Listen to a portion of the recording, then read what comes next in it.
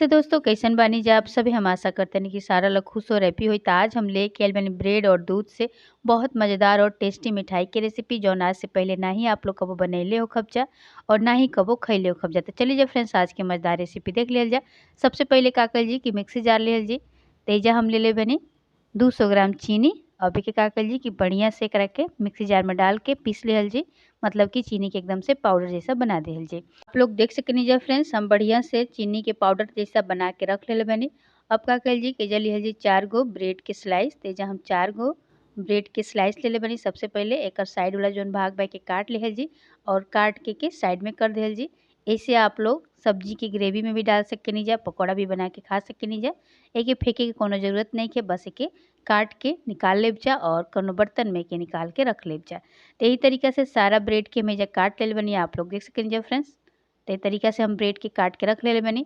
अब ये का करिए कि मिक्सी जार लिया जी, थोड़ा सा नारियल लिया जी, थोड़ा सा हमने के जा बादाम लिया जी, काजू लिया जी, पिस्ता लिया जी, सबके डाल दिया जी और एक बार चला लिहल जाई मिक्सी जार में। तेजे हम बढ़िया से के चला ले बनी, एकदम से पाउडर जैसा कर ले बनी।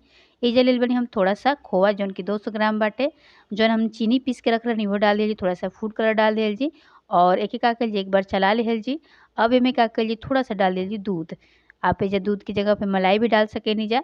अब एके बढ़िया से चला लिहल जी, पेस्ट तैयार हो चुकल बा। अब एजा का कइल जी कि कढ़ाई गरम कइल जी। अब एजा हमने के एगो पैन लिहल जी, एमे 1 गिलास दूध डालल जी, जौन की हम भैंस के दूध ले बनी, आप लोग गाय के भी दूध ले सकेनी जा।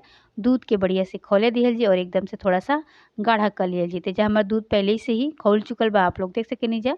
दूध में बढ़िया से उबाल आ चुकल बा। तब का कइल जी कि गैस के एजा हमने के बंद कर दिहल जी और दूध के थोड़ा ठंडा होके दिहल जी। तो एजा आप लोग देख सकेनी जा, हम दोबारा से ब्रेड के स्लाइस ले बनी, जौन हम पहले से ही काट के रखले रहनी है। और जौन हम मिठाई के पेस्ट बना के रखले बनी, ओके का कइल जी कि सबसे पहले हाथ में थोड़ा सा घी लगा लिहल जी, चम्मच की मदद से निकाल लिहल जी। अब एके का कइल जी कि दोनों हाथ के बीच में रख दिहल जी और एके गोल गोल ए तरीका से बना लिहल जी, जैसे बॉल्स बनावल जाला वही तरीका से गेंद जैसा बना के एकरा के हमनी के रख लिहल जी। आप लोग अपना पसंद अनुसार एजा शेप दे सकेनी जा, जैसन के बनावल चाहतनी जा ओकरा हिसाब से। तेजा हम गोल गोल बना देतनी। एही तरीका से सारा हमनी के मिठाई के जौन पेस्ट बा एकरा के का कइल जी कि बना के रख लिहल जी। एजा फूड कलर आप लोग कई कलर के भी डाल सकेनी जा, अगर आप लोग के पसंद होखे, और एक ही कलर के भी फूड कलर से बना सकेनी जा।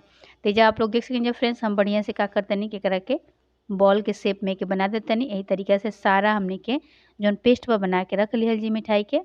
तेजा हम सारा बॉल के बना के रख ले बनी। अब दूध हमनी के जा ठंडा हो चुकल बा। तब का कइल जी कि दूध जब बढ़िया से ठंडा हो जाओ तब लिहल जी ब्रेड के स्लाइस, जौन हम पहले से काट के रख ले रहनी है। अभी के का कइल जी कि दूध में डुबो दिहल जी तरीका से। अब एक बात के ध्यान रखब, जब दूध एकदम ठंडा होके के चाहिए, गरम ना होके के चाहिए ना, तब ब्रेड एकदम से घुल जाई और फिर आप लोग के मिठाई जौन बा बन ना पाई।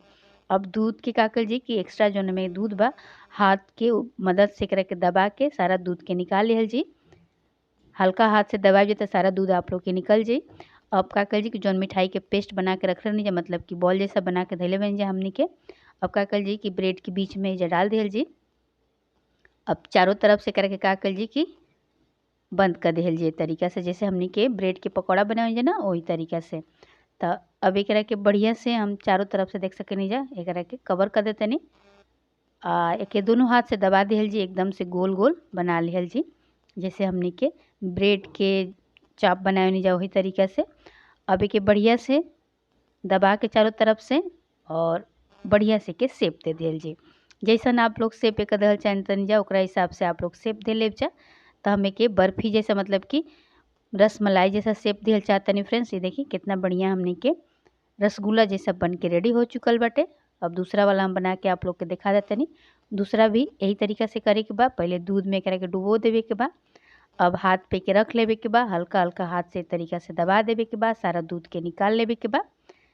हल्का हाथ से दबाइए तो सारा दूध निकल जाई।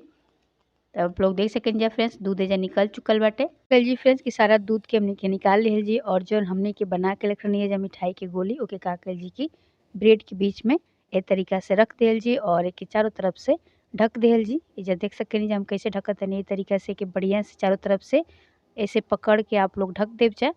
अब एक का कल जी की हमने के जैसे ब्रेड के बनावनी जा ना पकौड़ा, वही तरीका से करा के हमने के बीच से के तोप देवे के बाद, ताकि जो हमनी की ब्रेड बा बढ़िया से का होके कि अच्छा तरीका से चारों तरफ से कवर हो जाए।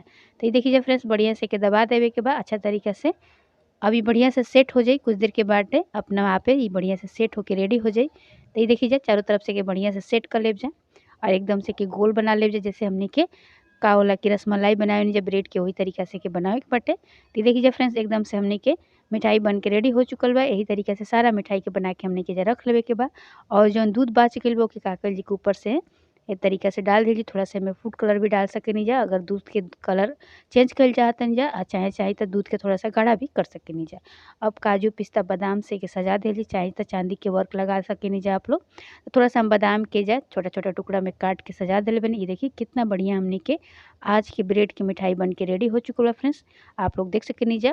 तो अगर आज की रेसिपी आप लोग के पसंद आई होखे तो प्लीज़ लाइक शेयर सब्सक्राइब कर मत भूलब जा और अगर हमारे चैनल पे पहली बार आयल बन जाए तो प्लीज़ हमारे चैनल के सब्सक्राइब कर लेब जा।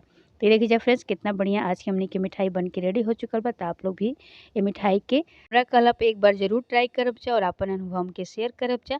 और अभी तक हमारे चैनल के सब्सक्राइब नहीं कीजिए तो प्लीज़ सब्सक्राइब कर लीजिए। तब तक खातिर बाय बाय, फिर मिले जी काल।